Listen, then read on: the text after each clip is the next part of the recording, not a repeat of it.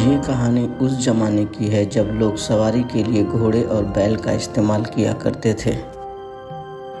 गांव जंगल के किनारे हुआ करते और जंगलों में साधु संत रहा करते थे। उसी जंगल के किनारे खूबसूरत वादियों से घिरा हुआ एक सिंतूर नाम का गांव था, जिसमें खुशहाल और बलवान लोग रहा करते थे। उस खुशहाल गांव में एक दुबला पतला मरियल सा दिखने वाला लड़का रहता था, जिसका नाम मटकू था। मटकू के अंदर 5 बुरी आदतें थीं। वो बहुत आलसी था और दिन निकलने तक सोता रहता, काम समय पर नहीं कर पाता, बीमार जल्दी पड़ता, पढ़ाई में कमज़ोर था और बदनसीबी उसका पीछा नहीं छोड़ती थी। एक दिन मटकू जंगल की तरफ जा रहा था। अचानक उसकी मुलाकात एक संत से हुई। मटकू को देखते ही संत को उस पर दया आ गई। संत ने उसकी हालत ठीक करने की एक तरकीब सोची।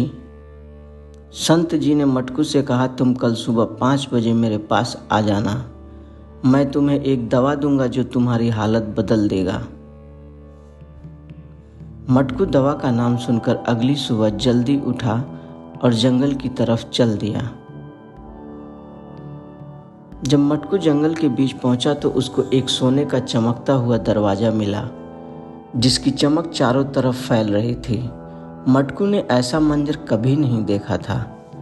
मटकू की उत्सुकता बढ़ गई। अब वह दरवाजे के अंदर देखना चाहता था। उसने आगे बढ़कर दरवाजा खोला।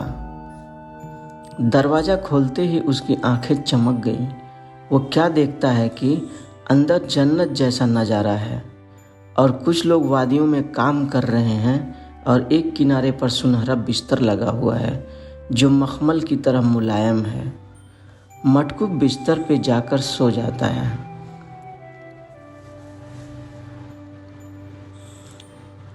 सुबह खत्म होती है और सूरज ऊपर आता है। तभी अचानक मटकू की आंख खुलती है और वो खुद को एक बड़े पत्थर पे पाता है और काम करने वाले लोग भी नहीं होते। मटकू शर्मिंदा होकर घर लौटता है और अगली सुबह फिर जाने का इरादा करता है। जब अगली सुबह जंगल पहुंचता है तो उसे आज भी वही सुनहरा दरवाज़ा नज़र आता है, मगर इस बार वो संत के पास जाता है।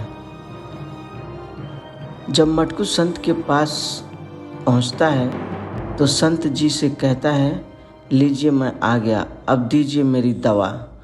संत जी उसे दवा की जगह एक बाल्टी देते हैं और बगल के झरने से पानी लाने के लिए कहते हैं। मटकू जब झरने के पास पहुंचता है तब उसे ठंडी हवा का एहसास होता है और वो ठंडा पानी देखकर नहाने की लालच में पड़ जाता है। वो अपना कपड़ा निकालता है और झरने में नहाना शुरू कर देता है। नहाकर पानी लेता है और संत जी के पास पहुंच जाता है। संत जी उसको पेड़ पर लगे फल को खाने और पानी पीने के लिए बोलते हैं। मटकू वही करता है और जैसे ही वो पानी पी लेता है, संत जी से दवा की गुहार लगाता है।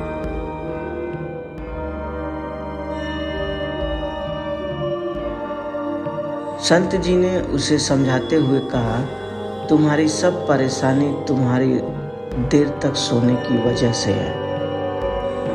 जब तुम सुबह मेरे पास आए, अपना पसीना बहाया, झरने के पानी से नहाया, ठंडी हवा ली, मीठा फल खाया और पानी पिया, यही तुम्हारी दवा थी।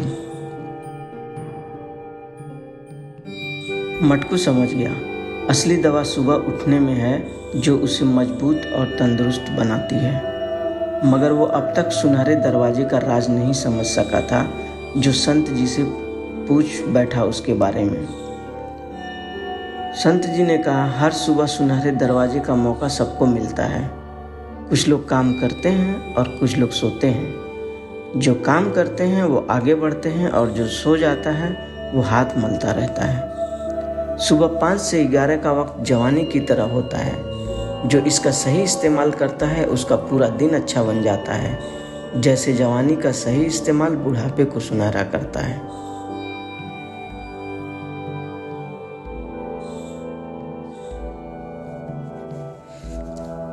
आज इस कहानी का अंत यहीं करते हैं और उम्मीद करते हैं कि जितने बच्चे ये वीडियो देख रहे हैं वो सुबह जल्दी उठना चाहेंगे सुनहरे दरवाजे के लिए। पिछली वीडियो में जैसे कि मेरा वादा था कि जो लोग वीडियो पे कमेंट करेंगे उनका नाम हम दूसरी कहानी में लेंगे, तो व्यूवर को बता दें सिर्फ 3 कमेंट्स आए हैं। उनमें हैं रुबीना अंजुम, दूसरी आयशा और एक माहिदा रक्षा।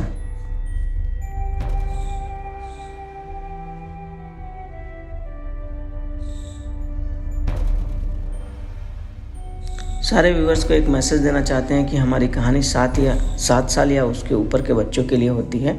अगर आप गार्जियन हैं तो चैनल को सब्सक्राइब कर लें, क्योंकि हम बच्चों को कहानी के जरिए अच्छी अच्छी बातें सिखाने और अच्छी आदतें डालने वाले हैं जो इनको लाखों बच्चों से अलग बनाती हैं।